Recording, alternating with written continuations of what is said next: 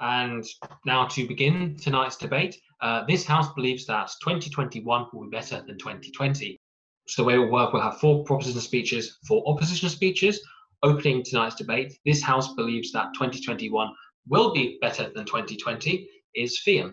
So whenever you're ready, Fiyin, we'll start a timer. Thank you. So 2020 has been a year that shattered all belief, right? The possibility of 2 world wars, the Australian bushfires, the Amazon fires, the assassination of Soleimani, other earth-shattering events, and of course, the pandemic. Tonight, my bench and I will propose that we believe that 2021 will be better than 2020.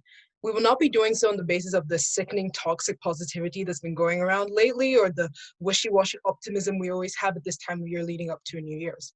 We won't ask you to make any resolutions that will never see the light of day, but we're going to ask you to reflect on your own personal experience during 2020 and the points that we bring to you tonight. In my speech, I'll propose that 2021 will benefit from a change in mindset in our personal lives and workspace, the hope that a vaccine presents, and the return to stability in the political world. Well, sort of. So to start with my first point, which is about a change in mindset of us all, I'll start with in our personal lives.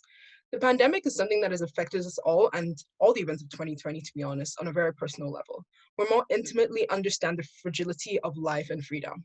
In 2021, we see more people wanting to embrace freedom when it returns in full and practicing loving each other and themselves, right? We see more conversations about mental health, real conversations where people actually understand the importance of listening, of communicating, of embracing other people. And we're not claiming that like everybody will be healed and somehow will resolve all mental health issues, but we think that 2020 has showed us how precious life is. And in 2021, we see people embracing life more and wanting to live it to the fullest. In the workplace, we've seen that like more work, like in 2020, we've realized that people aren't robots, right? We're social creatures with the right, who need the right support environment so that we can live our fullest life. We see in 2021 that there's a better, more renewed zeal for life, very different to other New Year's because we've experienced such a loss. We think that 2021 is a blank slate to rediscover our humanity, and I believe that the experiences that we've had in 2020 will allow us to do that. The pandemic is fundamentally changing the way our social mindset in a way that goes beyond wishful thinking that never led to the change ahead of the New Year's. My second point is about the hope that a vaccine presents. So following on from this like mindset change, right? Regardless of what your opinion also is on the vaccine or vaccines in general, you'll agree that the announcement of a vaccine provided a sense of the turmoil of 2020 coming to an end. This isn't a policy debate, so I won't be discussing the logistics of how we'll hand out the vaccine, if the vaccine works, that kind of thing.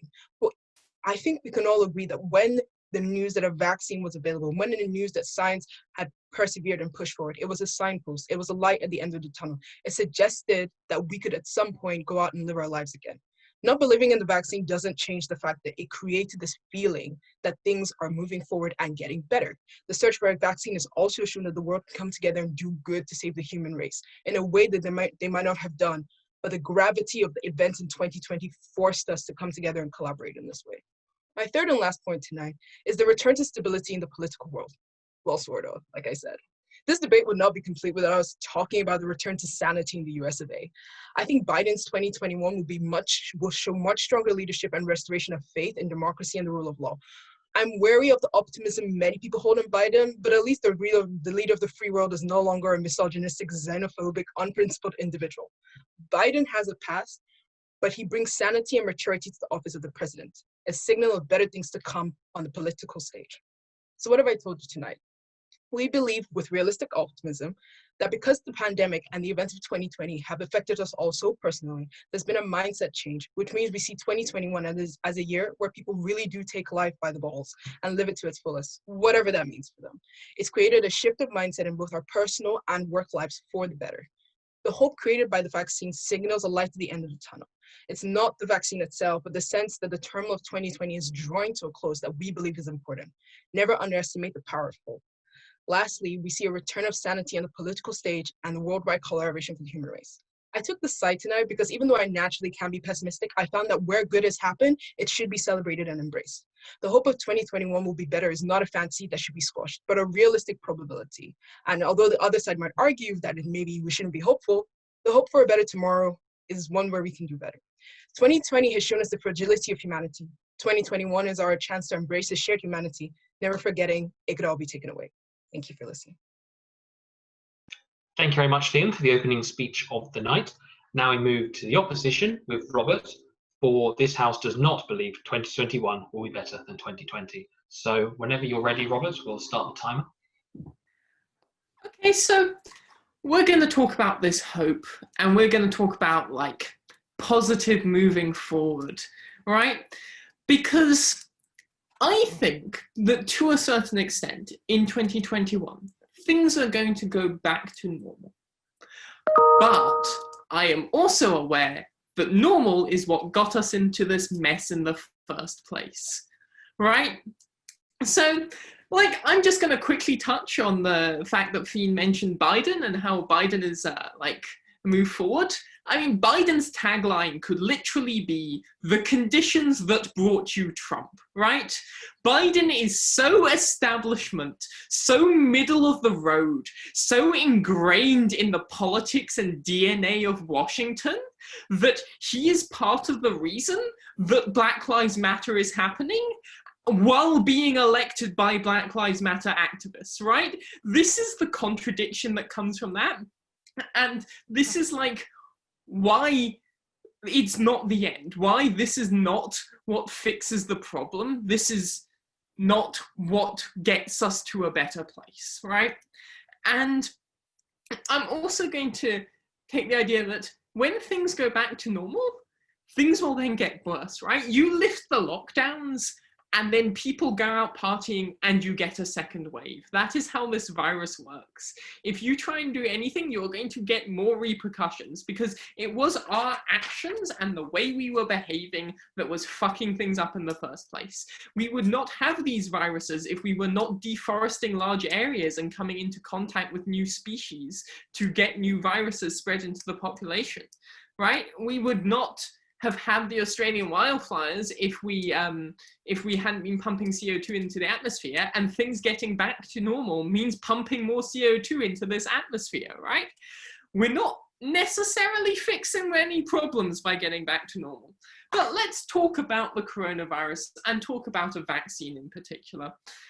So the first question I have for a vaccine is, will it work? And I think there's a good argument to be said for maybe not, right? Because there's several things to bring here. Firstly, we have never been able to vaccinate against one of these types of viruses before. All the SARS epidemics, all the previous coronaviruses have never found, okay, I'll take you. So the fact that we have multiple different organizations being pumped with a fuck ton of money, all independently developing vaccines that work, is just not a fact in your world, is it?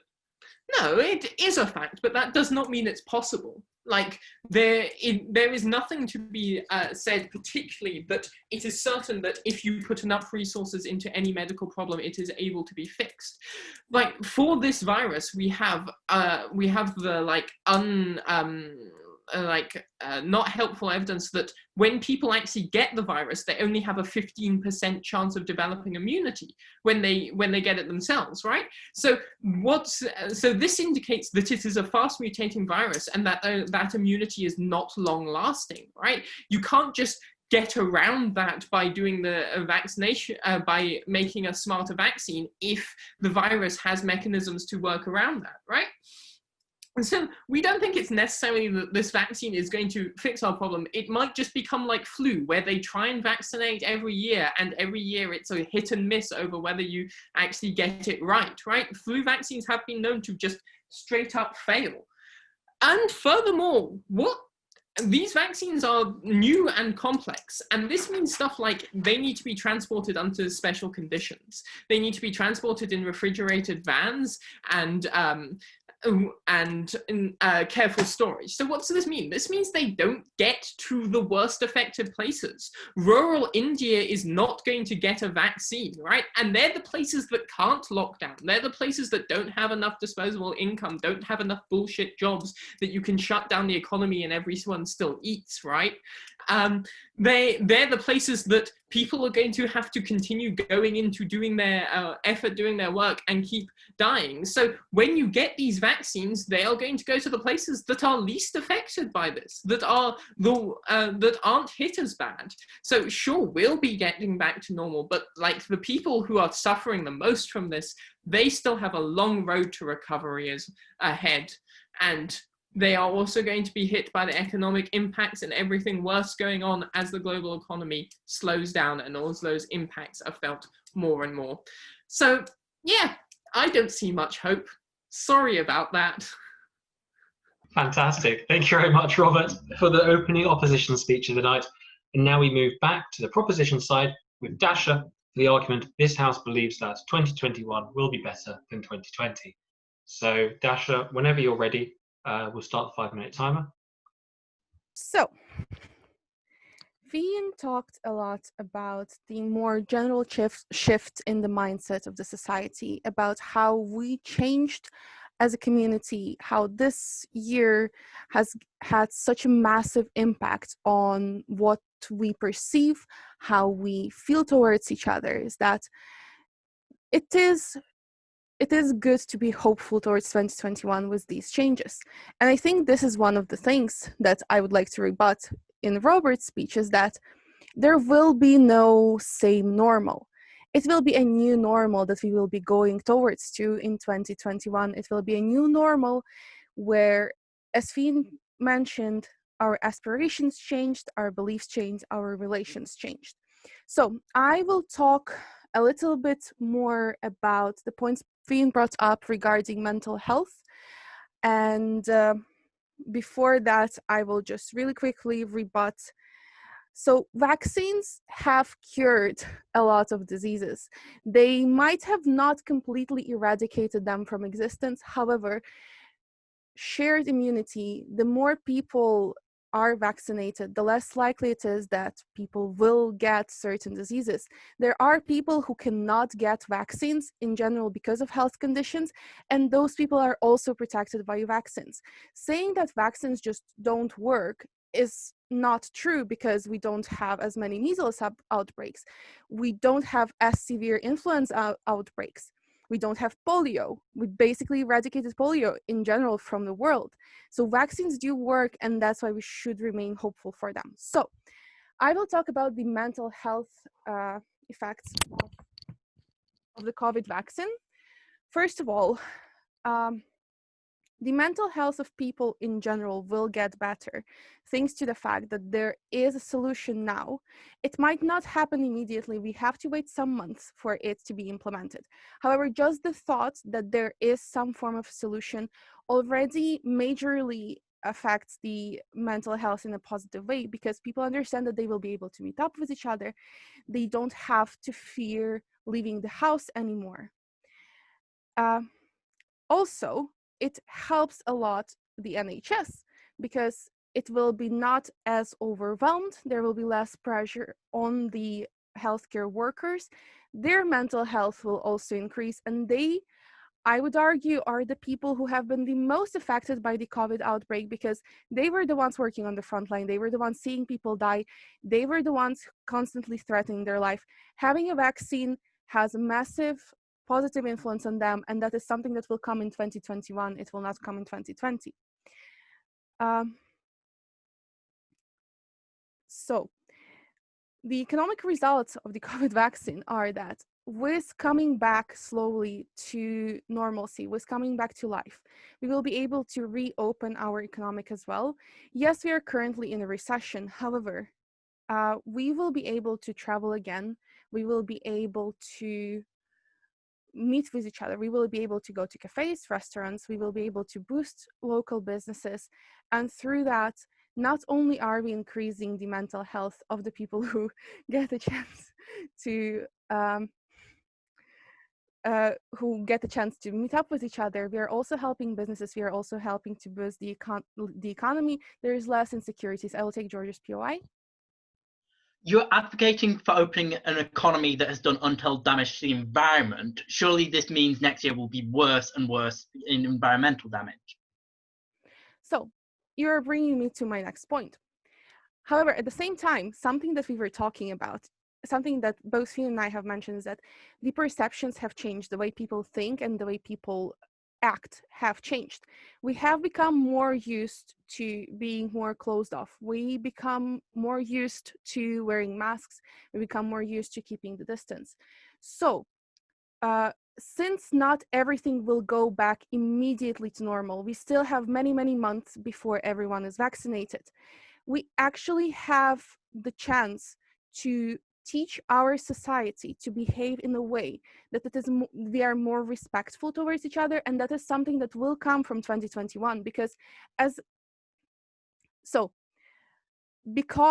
2020 has been challenging and because we were locked in, everyone really wants to go back to the normalcy. To go back to the normalcy, there will be a transition period.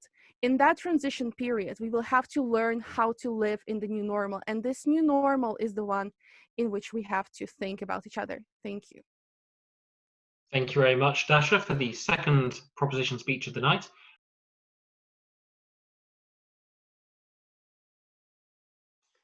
Thank you very much for that, Beck, for the second opposition speech of the night. Really good. And now we move back to proposition with Helen. So whenever you're ready, Helen, we'll set the timer for you. I'm going to start with a bit of rebuttal. I'm going to do some preemptive stuff because George gave a speech away in his POI. George mentioned, oh, we're reopening an economy that's been detrimental to the environment. How dare we? I want to say that I don't think, although this is obviously in the short term true, I also think that in early March, we saw a lot of improvements to the environment created by less pollution and less movement of people that people aren't going to forget. I'm never going to forget dolphins in like Venice canals, right? And we're all a young generation that's very passionate about climate change. We now have tangible proof that this is something that can be changed. Not to mention, President-elect Biden has stated that he is going to rejoin the Paris Climate Accord. And I think that America being one of the world's biggest polluters back in that accord is going to do a significant amount in pushing momentum towards a better, greener future, right? So I think that also like we need to open the economy up so people don't like have no jobs. And so I think that's a good thing. And change is in the air, right? Change is going to happen because, as Fiyin mentioned, there is a cultural and personal mindset shift that means people are more likely to want change, demand change. The other thing we have was like, we haven't learned lessons from the pandemic because the individual was still like, you know, mean to each other and don't wear masks. I think that the point around lockdowns was we had a lack of trust in the government handling of the pandemic, right? This is like characterized by Dominic Cummings being a bit of a dick. But the system was there to protect us. And especially in places like America, there was a literal handbook in place and the administration didn't do anything in the handbook. We now, as I've mentioned before, we're going to have President Biden in 2021, and President Biden is going to follow a handbook that he created, right? And so I think also the vaccine works, right? Like 90 to 95% efficiency for the vaccine. So people catching COVID, that's going to go way down. And I think lessons will be learned and have been learned. We've seen other countries having similar outbreaks do learn lessons. And so I think that if and when the next pandemic comes along, we'll be better prepared. We'll have this in our memory culturally. So we think that like all of the pessimistic points, they can be mitigated by the fact that there have been breakthroughs and progressive like change in society in the past couple of months of 2020, which was well needed. So onto my point, which is a much narrower point about the return of in-person teaching. So we have the vaccine arriving. We have next week, the vaccine is going to start being given out in Scotland. That means that the return of in-person teaching is going to be sooner than we think, possibly next semester, maybe the semester after. What does this mean? We have a return to in-person teaching. We have a return to in-person learning. So what does this mean? First of all, no more online lectures, which I'm so happy about because online lectures suck. And everyone is agreeing with me because they're the worst, right? Online tutorials also suck. And for a majority of people, as like just shown everyone being happy about it, online learning does not work for them, right? Like I've never had a worse semester than this semester because of online learning. In-person teaching, it keeps students' attention more effectively because you're not being distracted by 101 things in your house. It structures students' days because they have something to get out of bed for. It allows teachers as well to monitor students' participation so that a student, if there's a problem, people are able to notice it before that student like flunks out of school, which I think is quite useful because that's going to protect students' education in the long run. And so all of this, it has an impact that students learn better and they learn more at all levels, primary, secondary, university level. Love the hat, Ross, it's great. So we also think that students are more effectively able to be productive, right? Students are more like, they're able to, you know, get up in the morning, go to a lecture, go to the library type of situation, right? We also think that they like see their friends, which is great. We love it when we see our friends, and that's a mental health boost for everyone, right? Teachers are happier, students are happier, and in-person societies. We get in-person societies, which we love because you get to meet people, you get to talk with people, you get to go out drinking with people, and we think that rounds you out as an individual. We think it improves your mental health, and we think it generally like makes you happier, and we think overall your degree quality is improved. In the future, in 2021, our degree quality is going to be improved. We're going to be happier, we're going to be healthier, and I am so looking forward to it. So despite all the pessimism, I am delighted that 2020 is nearly over, and I'm looking forward to 2021. So please propose. Thank you very much, Helen, for the third proposition speech of the night. And now we move to George with the third opposition speech of the night for the motion, this House believes that 2021 will be better than 2020. So George, whenever you're ready, we'll start. Wonderful. Thank you. You can all hear me starting in 3, 2, 1, go. Okay, so rebuttal. Why are people going to not change their attitudes, even if they know about the things that 2020 has brought us? I'd argue that the individual doesn't care. I'm sorry, I'm a cynic about human nature. Even if the individual did care, they have no power to change the world. It is the governments who regulate big businesses driving climatological breakdown that can make change, and these governments are not going to. My main thread tonight will be that, environmentally speaking, 2021 will definitely be a worse year than 2020, because at a governmental level, nothing has fundamentally changed. We are in the same position both in practice and policy as we were on the 1st of January. The only major world power that has a change of government this year is the US. They've elected Biden, who refuses to rule out fracking, whose plan for moving away from energy dependency on oil is years slower than it needed to be, and any worthwhile legislation he does come up with will be fought tooth and nail in the Senate. Take the issue of Californian forest fires. Helen talks about, oh yes, they're going back into the Paris Accords, but what policy does Biden have to address stuff? Forest fires, nothing. I've read through his climate plan, and if I'm not mistaken, he doesn't mention wildfires once. He has no policy to address it. There's vague language on protecting biodiversity, but he doesn't actually say how he intends to achieve this. So if government environmental policy hasn't changed, the impact for similar or worse wildfires will be the same or worse, i.e. 2021 will be worse than 2020. So whilst America rearranges the deck chairs on a burning Titanic, let's look at the situation which really terrifies me going into next year. Australia. The Australian government, led by the Lib Nat coalition, is still a right-wing, oil-friendly, climate change denying operation. Scott Morrison has said we will need not be scared of fossil fuels. He heads a government which will not reduce emissions to necessary levels. He has said that man-made climate change is merely natural disaster. He's a denier of man-made climate change. When we saw in Australia last summer was an extreme weather event compounded by governmental failure in their response of land management, climate policy, energy policy. Because the Aussie government hasn't changed, and because all capitalist governments are seemingly incapable of learning from their mistakes, we shouldn't expect any change in the government response to future bushfires. These bushfires in Australia and wildfires in California will only become more common and more destructive as global temperatures rise, climate patterns become more wild, and polar ice caps melt. Why are the ice caps important? As the ice caps grow smaller, the Earth's albedo goes down, the amount of solar radiation we reflect back off into space. So the more radiation we absorb, the warmer the seas. Warmer seas means more of the ice caps melt each year, and we get drawn into this vicious feedback loop. Warmer seas result in wilder weather, and thus we get these biblical floods, hurricanes, forest fires, bushfires. It's a certain fact that albedo going down in 2021 will result in more frequent extreme weather events. We'll see bushfires like those of last year, this year, and they will be worse. Again, so 2021 will be worse than 2020. Australia is a first world, highly developed country. It is both widespread economic and cultural soft power over the entire Pacific and Southeast Asian region. So it's irresponsible and dangerous for the Aussie government to be allowing, and in some cases promoting, climate change denying rhetoric.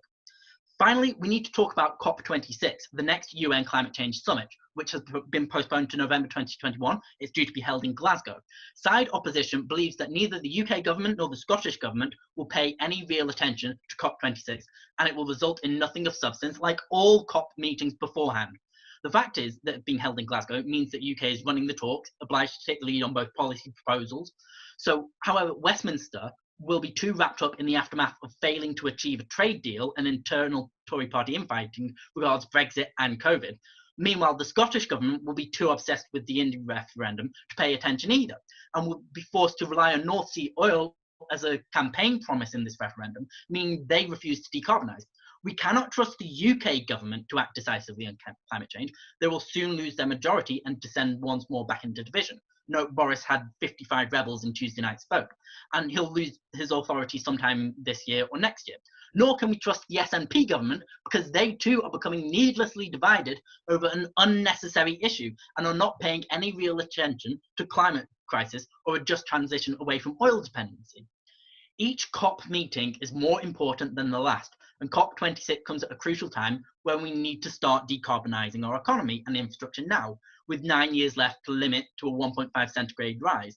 The US, Australian, UK governments will not do anything or offer to commit to anything substantial. Next year is going to be more of the same, if not worse. More deaths, more environmental destruction. So for these reasons, what I've shown you, and with regards to albedo going down in certainty, there is definitely going to be worse extreme weather events next year, and thus 2021 will be a worse year than 2020. Thank you. Thank you very much, George, for the third opposition speech of the night. And now we move on to the final writ speeches of the night, which begins with Maxwell for the side of proposition for the motion, this House believes that 2021 will be better than 2020. So Maxwell, whenever you're ready, we will start. So I am going to directly counter George. I'm also going to directly counter Robert, even though he was the first speaker now. So first and foremostly, climate change. I think, and I think this is the fundamental thing about people, is that people don't tend to believe something is that important until it impacts them. I'm going to tell you why it has impacted politically and for climate change has impacted everybody, and why this is going to lead to people genuinely dealing with this. Firstly, climate change. There are two things to this. Firstly, people, it's been very widespread, the images of California, California and Australia, both on fire, massive amounts of burning everywhere. This is a direct and measurable impact on climate change, which means the population of these countries aren't just going to go, no, climate change isn't real. No, the country is burning. They're going to realize this. Moreover, we've had massive rises in temperature that have actually made conditions really uncomfortable. And it seems uncomfortable as something that's a bit petty for a reason for people to vote, but I think if you realize this is how it is and this is going to get worse, and since there's a physical effect, a lot more people are going to actually care about climate change. And we live in democracies. They're not very good democracies, but they are democracies. And as a larger and larger portion of the population is starting to believe that climate change is a real problem, we're going to get action on this. We're going to get actual movements and actual political things done. So I think when these governments are re-elected, this is better. But I think the specific effect of 2020 means that these movements exist in 2021, which means something will be solved. Political change. So I'm going to talk about Biden, because Biden is actually quite likely to do some left-wing ideas. Why? Because he's actually going to have to compromise with the left. Because he's not getting votes from the right. He barely won on this side. And the people who on the right who are willing to vote for the right voted for Trump. Trump of all people. If they're willing to vote for Trump, they're not going to change their mind. What does that mean? That means his support has to come from the left. And the thing is, Trump is probably going to jail. He's done genuinely illegal shit, and that's the grounds for prosecution. Which means is that he's and the fact that specifically the Republicans don't want to have him run, and the fact that all of this literally illegal shit. That means that he's not going to be able to go for tomorrow, which means the Republicans are going to put up a generic Republican. George, fine. You say the left has nowhere else to go. What if they just stay home in 2024? What happens if somebody else gets back in Then a Republican gets in 2024. charge, which is the entire point. Because they have nowhere else left to go, he has to compromise if he wants to get another term. And I think Biden is self-centered and wants to get another term, which means he's actually going to have to deal with these problems. He's going to have to deal with the demands of the BLM movement, which isn't going to go away. He might deny it initially, but it's definitely going to get the case as soon as he realizes his opinion polls are going down. I think he's actually going to do left-wing movements, and I think he's like smart enough not to like lip service 5 minutes before the election. He has to like accept certain amounts of this movement. The same is for our government, because there have been huge ideas of like how these governments have been, like right-wing governments have been failing at climate change. Fundamentally, that the problems in these societies have come to light. More people in the UK are unemployed than ever. More people, which means that like the problems with the benefit system are like coming clearly to the case. The fact that all of the problems, that the sheer pressure of the pandemic have revealed, have actually been exposed, they're not going to be reburied, because like people have a direct experience with this, which means is that you're going to have genuine change. You're going to have genuine large quantities of people moving with left-wing movements, understanding the problems in the government, voting against these government, and George's own analysis that the government itself is failing means there's likely to be a new general election, which means that when the Tories take a massive opinion hit because they did a terrible job with the pandemic, we can get a government that actually tries to change this. And I think that is fundamentally the case, that the huge amount of democratic change, huge amount of change in opinion, because they physically feel the effects of all of the problems that have been revealed by 2020, means is that there'll be change in 2021. And I think this is something we should actually like look forward to. I think this is something we can look forward to. I think this is something that deals with problems before 2020 as well, deals with systematic problems with race, deals with systematic inequality in the UK. And I think like this genuine change. Also just like, so yeah, and also, I want to point out is the fact that the worst part of the pandemic, even if you like don't accept vaccines, which is silly, are going to be over. The huge amount of disruption, the huge amount of chaos, the significantly too late lockdowns. The fact is just a much smaller amount of people are going to die, and the disruption is going to be much worse in much less in 2021, which means like the effect of the pandemic, even if you buy their like wrong stuff about vaccines, like which is wrong because the vaccines will work because there's it's going to change. So for like the genuine like less people dying at the very least, but actual political change, please vote for government. Thank you very much for the closing speech of the proposition side for the motion. This House believes that 2021 will be better than 2020. And now we move on to the final speaker of the night and of the term and for this debate. For the motion, this House believes that 2021 will be better than 2020 is Ross. So whenever you're ready, Ross, we'll set the timer and begin. Good evening, everyone. I hope you all are well. The role of opposition whip is to sum up the argument of side opposition. We've had brilliant speeches from both sides tonight, so thank you very much. And I'm very honoured to be the final table speaker of this debate and this year. I think there's a fundamental through line for the base argument against this motion, and it's a theme which has been touched on a few times throughout the evening. Things won't magically change when the bells ring out at midnight in Hogmanay.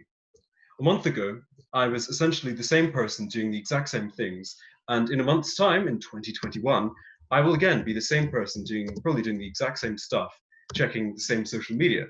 One thing I've heard a lot on social media is how nothing can be worse than 2020. 2020 was the worst year to happen in the history of years ever. Every time literally anything happens, an army of tactless Twitter users or sweaty rancid Redditors will put their tendies down and rush to comment, "Fuck 2020, excuse my French," and can this get any worse? Am I right, fellow users of the specific social media platform? And sure, 2020 has been an absolutely dreadful year. That's undeniable. But do you remember 2016? The year begot the death of seemingly every single celebrity, the Brexit vote, the election of Donald J. Trump. People back then said the exact same thing that we do now. This year was dreadful. I'm sure now in 2016, you probably look back at 2016 more fondly. It seems like a much less morbid and serious time. And compared to 2020, it was. However, it was still an awful year. Things can always get worse. They probably will. I don't know the future, but what I do know is that humans are still selfish, apathetic monsters. Society is still rigged against the lower classes. The intrinsic human quality of greed won't magically disappear just because I'll start using the new country file calendar. Remember when coronavirus ended in June because everyone got bored of it and moved on? Well, it seems like Fiyin said, we have a light at the end of the tunnel with the whole, with the announcement of the vaccine being rolled out. This is a brilliant thing, and I hope and pray it succeeds. But this is far from over. We will never return to pre-COVID society. The pandemic has inflicted permanent changes to our society, and these changes may not necessarily be good ones. I'd naively hoped at the beginning of all this that society might benefit from a societal reset. Arguably, it hasn't. Billionaires have increased their net worths by $500 billion. $500 billion. That's an incomprehensible sum of money. Jeff Bezos alone increased his net worth by a cool $70 billion. And do you want to hear another statistic that's increased? Unemployment, which has increased to 4.8% and is projected to increase to 7.5% by summer 2021. Small businesses have been devastated. Many will never come back. Personally, I make a concerted effort to support small businesses, shout out Rosemont Dry Cleaners and King Stitch. But for the vast majority of consumers, using mega corporations like Amazon or Uber Eats is so much more convenient than supporting your local small business. These mega corporations do not care about you, they do not care about their workers. They treat their workers like subhumans and refuse to pay the wages or the taxes they legally should be. This is not a good route society is going down. All the lessons businesses and governments have learned from this whole experience in 2020 have not been good ones. It was mentioned earlier about climate. Do any of you remember the photos of nature coming back into cities? Those were pretty cool, except half of those were fake and the other half, well, half were real, half were fake, We got a glimpse, a small glimpse, of what Earth could be like if we actively worked against climate change. But businesses and governments aren't going to. They're going back to what we had before. Smog has returned to cities. The waters of Venice have poo in them again. Soon enough, Venice will be underneath that pooey water, flooded. Of course, some things are looking up. Trump has been defeated. I personally cheered when Biden won. But to think he'll implement the radical change the United States needs would be foolish. He's an establishment politician, as Robert, I believe, established. A firm neoliberal. He has been a politician in power for 20% of the US's entire history. Trump may no longer be president, but he's sowed so much division in not only in the United States, but globally. And this division isn't going to simply disappear come Hogmanay. Twitter's become a hellscape over the Trump years, and it's going to be damned hard to de-radicalize social media users and make discourse civil again. So to conclude, 2020 was an awful year. It'd be foolish to think 2021 is going to be better. We're not getting a blank slate. We're inheriting the same problems. Things can always get worse. They probably will. I'd love 2021 to be a better year. I'm a sentient human being just like you, and I didn't enjoy this year. Goodness knows what society will be like in a year's time. I hope it'll be better, but it probably won't. Please be responsible and vote opposition. Thank you very much for the closing opposition speech of the night, as well as the closing speech for the entire term, with Ross finishing the debate. This House believes that 2021 will be better than 2020. We should go on to the vote for the evening. So the way we vote in this House is by raising a hand, sending a message or a reaction when I say all in proposition. And again, when I say all in opposition, raise your hands, write something in the side of the chat, or just acknowledge, and we will count that. And if you want to abstain from the motion, this is either a for or an against, but is just an abstention from the binary options as a whole, then you can by just staying silent throughout the entire one. So let's move on to the vote for this House believes that 2021 will be better than 2020, starting with proposition. So all those in favour of the of proposing the motion, please raise your hands now, and Matthew and I will count. So, yeah. Okay, and all those in opposition, please raise your. Thank you. Two.